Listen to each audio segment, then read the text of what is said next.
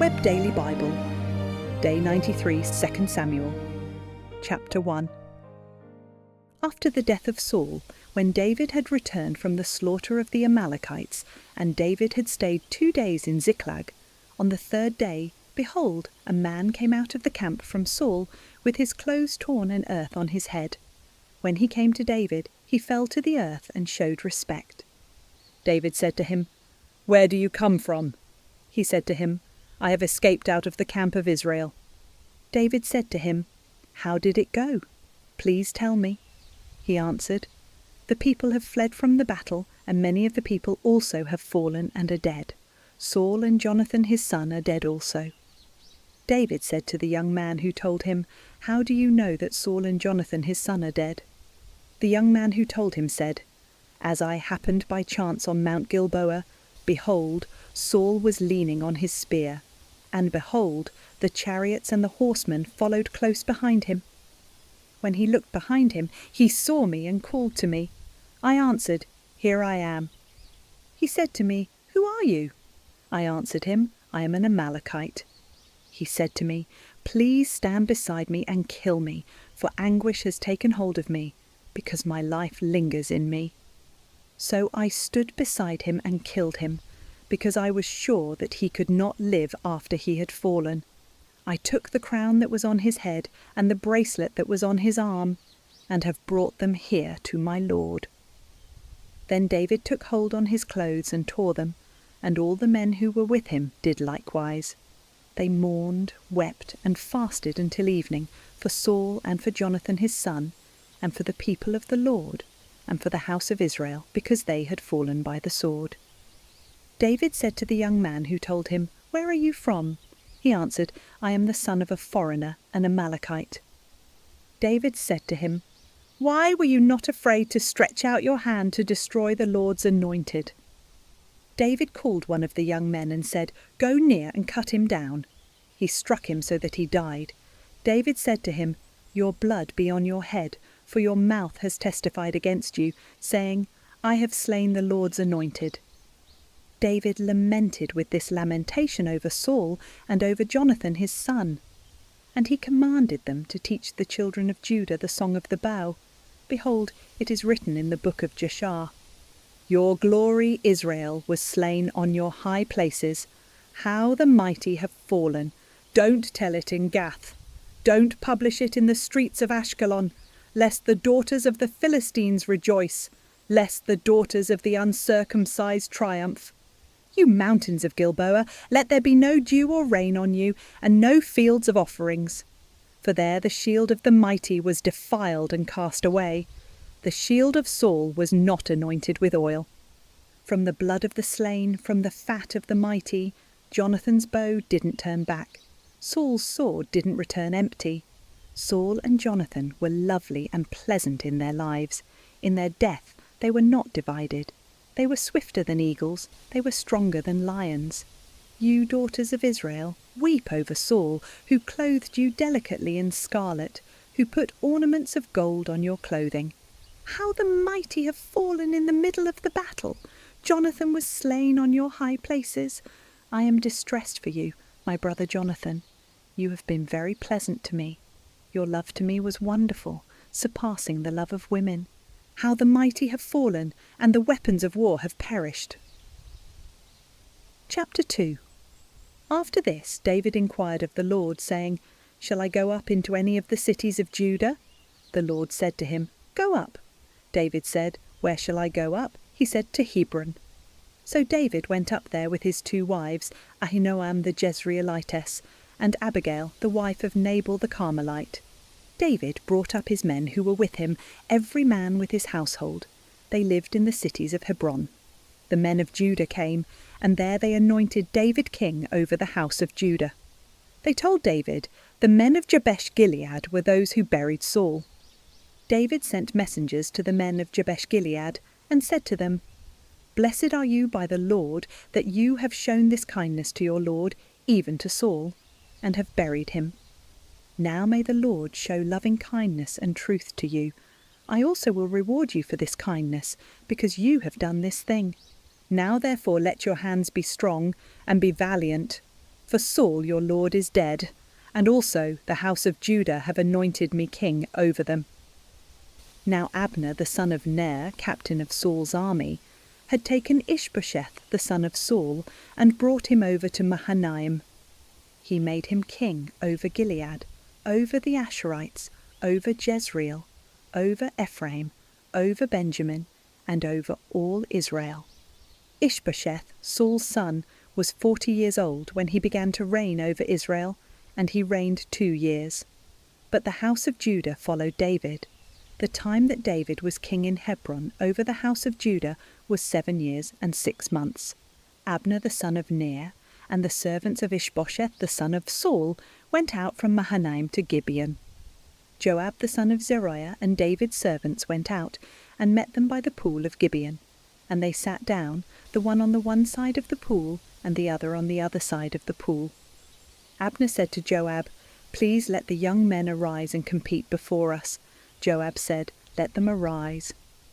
Then they arose and went over by number, 12 for Benjamin, and for Ishbosheth the son of Saul, and 12 of David's servants. They each caught his opponent by the head and thrust his sword in his fellow's side, so they fell down together. Therefore that place in Gibeon was called Helkath Hazarim. The battle was very severe that day, and Abner was beaten, and the men of Israel before David's servants. The 3 sons of Zeruiah were there, Joab, Abishai, and Asahel. Asahel was as light of foot as a wild gazelle. Asahel pursued Abner.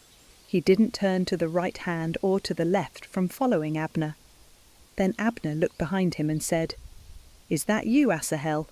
He answered, "It is." Abner said to him, "Turn away to your right hand or to your left, and grab one of the young men and take his armour." But Asahel would not turn away from following him. Abner said again to Asahel, "Turn away from following me. Why should I strike you to the ground? How then could I look Joab your brother in the face?" However, he refused to turn away. Therefore Abner with the back end of the spear struck him in the body, so that the spear came out behind him, and he fell down there and died in the same place. As many as came to the place where Asahel fell down and died stood still. But Joab and Abishai pursued Abner.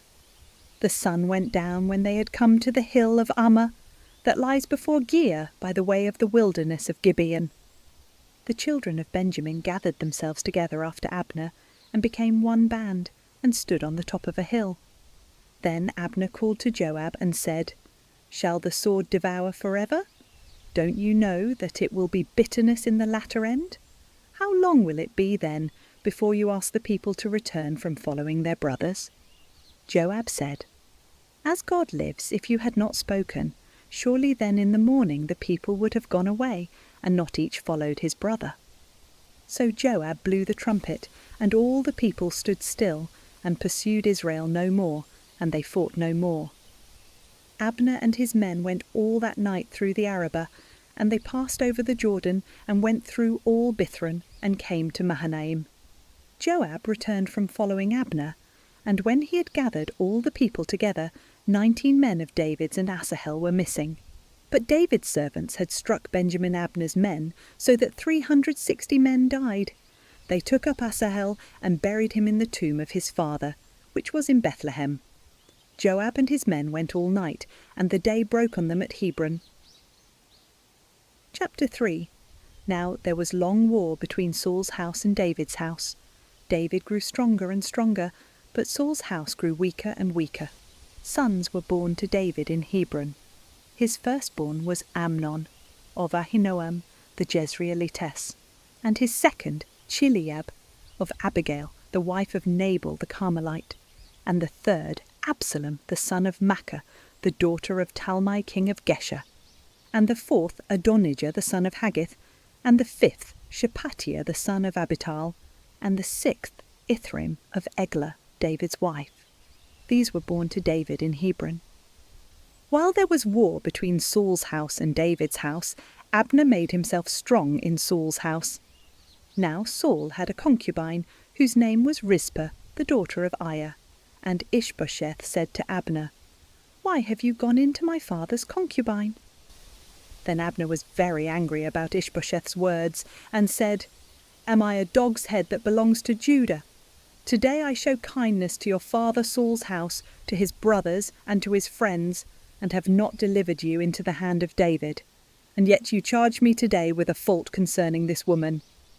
God do so to Abner, and more also, if, as the Lord has sworn to David, I don't do even so to him, to transfer the kingdom from Saul's house, and to set up David's throne over Israel and over Judah, from Dan even to Beersheba." He could not answer Abner another word, because he was afraid of him. Abner sent messengers to David on his behalf, saying, "Whose is the land?" and saying, "Make your alliance with me, and behold, my hand will be with you, to bring all Israel around to you." David said, "Good, I will make a treaty with you, but one thing I require of you, that is, you will not see my face unless you first bring Michal, Saul's daughter, when you come to see my face." David sent messengers to Ishbosheth, Saul's son, saying, "Deliver me my wife Michal, whom I was given to marry for 100 foreskins of the Philistines." Ishbosheth sent and took her from her husband, Paltiel, the son of Laish. Her husband went with her, weeping as he went, and followed her to Bahurim. Then Abner said to him, "Go, return." And he returned. Abner had communication with the elders of Israel, saying, "In times past you sought for David to be king over you. Now then do it. For the Lord has spoken of David, saying, 'By the hand of my servant David I will save my people Israel out of the hand of the Philistines, and out of the hand of all their enemies.'" Abner also spoke in the ears of Benjamin, and Abner went also to speak in the ears of David in Hebron all that seemed good to Israel, and to the whole house of Benjamin. So Abner came to David to Hebron, and 20 men with him. David made Abner and the men who were with him a feast. Abner said to David, "I will arise and go, and will gather all Israel to my lord the king, that they may make a covenant with you, and that you may reign over all that your soul desires." David sent Abner away, and he went in peace. Behold, David's servants and Joab came from a raid, and brought in a great plunder with them. But Abner was not with David in Hebron, for he had sent him away, and he had gone in peace. When Joab and all the army who was with him had come, they told Joab, "Abner the son of Ner came to the king, and he has sent him away, and he has gone in peace." Then Joab came to the king and said, "What have you done? Behold, Abner came to you. Why is it that you have sent him away, and he is already gone? You know Abner the son of Ner. He came to deceive you, and to know your going out and your coming in, and to know all that you do." When Joab had come out from David, he sent messengers after Abner, and they brought him back from the well of Sirah. But David didn't know it. When Abner had returned to Hebron, Joab took him aside into the middle of the gate to speak with him quietly, and struck him there in the body, so that he died for the blood of Asahel his brother. Afterward, when David heard it, he said, "I and my kingdom are guiltless before the Lord for ever of the blood of Abner, the son of Ner.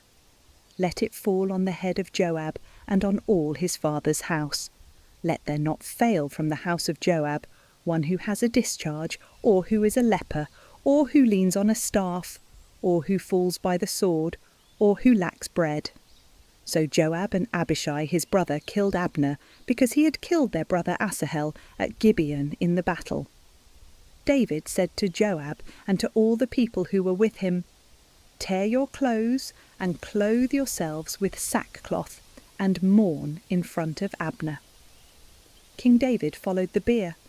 They buried Abner in Hebron, and the king lifted up his voice and wept at Abner's grave, and all the people wept.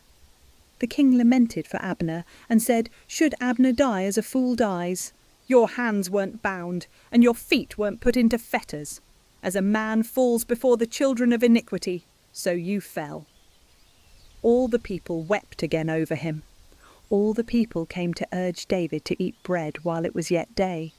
But David swore, saying, "God do so to me, and more also, if I taste bread or anything else, until the sun goes down."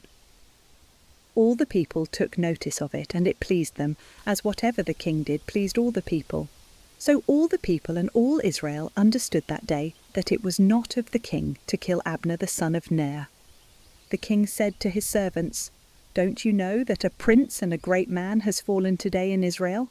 I am weak today, though anointed king. These men, the sons of Zeruiah, are too hard for me. May the Lord reward the evildoer according to his wickedness."